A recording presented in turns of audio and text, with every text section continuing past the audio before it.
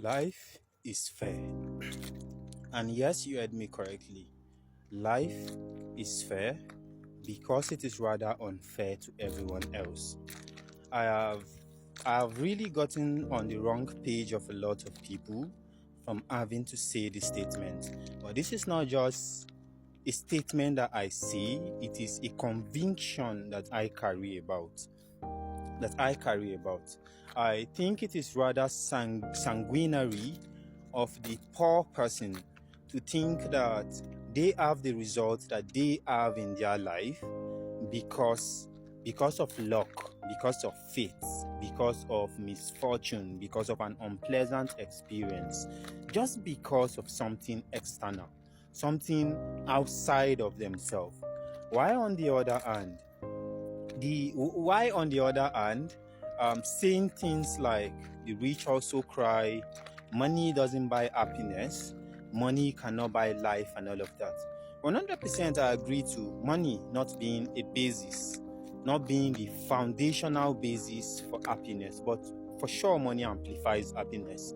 Without a doubt, money amplifies happiness. But this is the thing. I really do think that for the rich, for the wealthy, unlike the poor and the struggling, is the rich have actually understand that there is an underlying principle. There is an underlying, I like to call it the fabric of nature, or there is an underlying principle that governs wealth creation. That doesn't really matter. It doesn't really care your race. It doesn't care your clan. It doesn't care about your nationality. It doesn't care about your gender. It only cares about what you are giving in.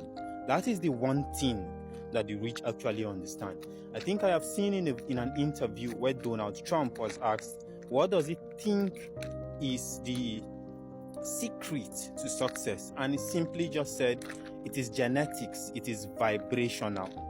And by being genetics, I really don't think that he meant that it is something that is transferred based on bloodline, because there's no wealthy family in the world today that started off as being wealthy. Someone along the line in the history paid the price for the luxury, for the wealth that they are living today. But what I think that he meant by saying that wealth is vibrational, wealth is genetics, is implying that there are certain key principles, there are certain universal principles, there are certain fundamental laws of nature that, when applied, will yield a result, a given result.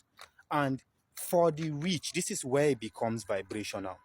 For the rich, they have done this, they've repeated these universal principles at the conscious, competent level over and over and over again until they can almost do it from their sleep, until it becomes an unconscious competency, until it becomes vibrational, until it becomes genetics. So that is basically it. Instead of, I really do think that we are the architect of our own fate. I really do think that we are the masters of our own fortune. Instead of being defeatist, being limiting in your thinking by assuming that you have life the way you have it because life is unfair, just assume responsibility for where you are right now. And on the conscious, competent level, begins to work towards achieving those things that you want.